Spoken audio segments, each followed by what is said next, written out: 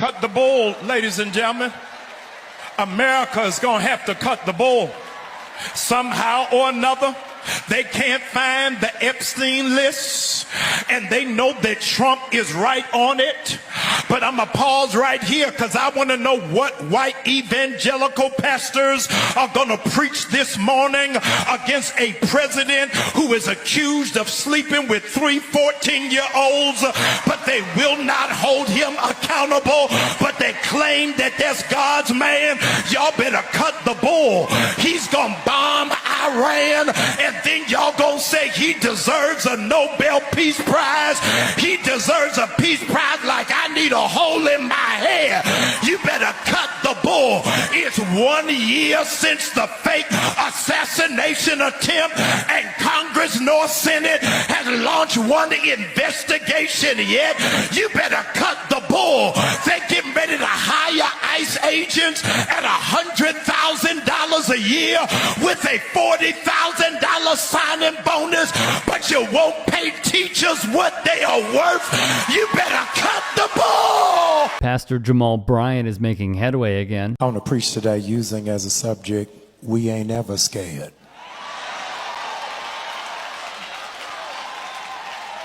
Look at the person beside, tell they done picked the wrong one this time. Look him in the eye, tell him we ain't ever scared.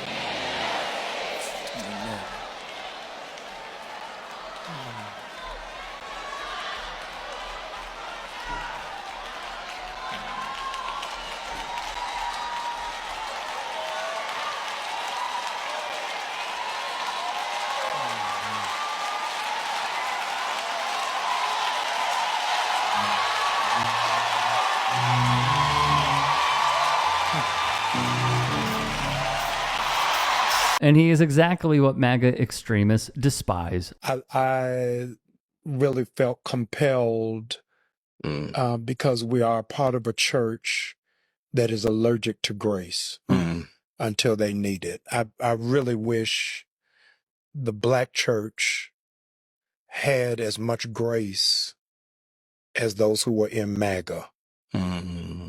They have modeled for us unconditional love for somebody with 36 felonies. Say you can still be president. We can have one flounder and you shouldn't preach. Jesus. You shouldn't be in ministry. And so people outside of the courthouse in New York say, I'm still voting for them. I still want them.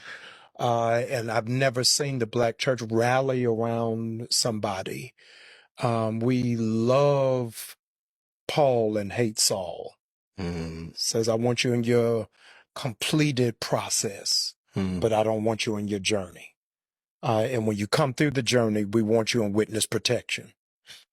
Don't talk about it. A man with conviction. I feel bad for the brown people who thought they were better than black people, who are now facing deportation. I feel bad for the white women who didn't realize they were the real DEI hires and were going to lose their job. I feel bad for Columbia and Emory and Johns Hopkins losing $300, $400, and $800 million, but HBCUs ain't never had that kind of money. I feel bad for the Tesla dealerships that got to close because they lost $900 billion since December because they forgot it ain't electricity, it's people that power this nation. I feel bad for them. A little bit. Until I remember the words of that black sister with cornrows. Until you do right by me, nothing you do is gonna work. I tried to feel bad. Something is mentally wrong with black people who can support this administration. Come on, I can't hear nobody. How do you have absence of self-love that you'll sell your whole people out just to get a paycheck? Is there one? Black congressmen, black senators calling the president daddy. Something is wrong with you. Black preachers who said this is who God sent. Something is wrong with you. Black people on your job, are you telling me a tax cut is worth selling your people out? Is there one? So I wish that America had lived up to Dr. King's dream that we're based off of the content of our character and not the color of our skin, but that's not true. And for the last 18 months, I've been hearing from the President of the United States that Mexicans are rapists and criminals and thugs. I am not hearing this in the barbershop. I hear this from the most powerful man in the universe to say this about Mexicans without an exception. I think that we're doing ourselves a disservice to not look at what is the impact of hearing that. What is the impact of hearing from the most powerful man in the United States of America that white South Africans are being robbed of their property, when the overwhelming majority of black South Africans are living in abject poverty? So we don't say anything about gentrification, say nothing about redlining of zip codes. Oh, somebody was robbed, and black people are now responsible for it. And we say that without really listening to understand that Elon Musk is from South Africa. So while we're doing a crunch on immigration, we get an invitation, all white South Africans come over because you're under imminent threat and under imminent danger. But black South Africans gotta apply for a visa and are 9 times more likely to be rejected than a Russian. Is that based off of merit? No. So these Fox News speaking points have now become so ingrained in the culture so that anything that is spoken to it is questioned. A man who sees the reality of these dark and troubling times we are in. Elon and Trump started to tell some truth when they started to have a little beef, right? And all of a sudden, once they was beefing and all of like the truth was coming out, because Trump was like, well, we could save some money if we just cut your contracts. I'm like, I've been saying that. Like, just cut his contracts. Yes, I've been saying that. Like, we are overpaying. These contracts for defense, they decided to take defense spending up $1 trillion. They decided that every ICE agent should be entitled to at least a $42,000 bonus. While these fools are going out here dragging people and doing all this kind of stuff, and then they're going to tell people, no, we're going to take your health care. No, we're going to take food away from you. No, we're going to take your housing vouchers away. And then people want to say, well, it's about the money y'all sending overseas, not understanding that one of the reasons people haven't been flying planes into buildings in the United States is because of our soft power. And on his podcast, he hosts conversations such as these. A few things that I also really like about this is, number one, when he calls out evangelicals for their hypocrisy, it's great to watch, honestly. It's refreshing.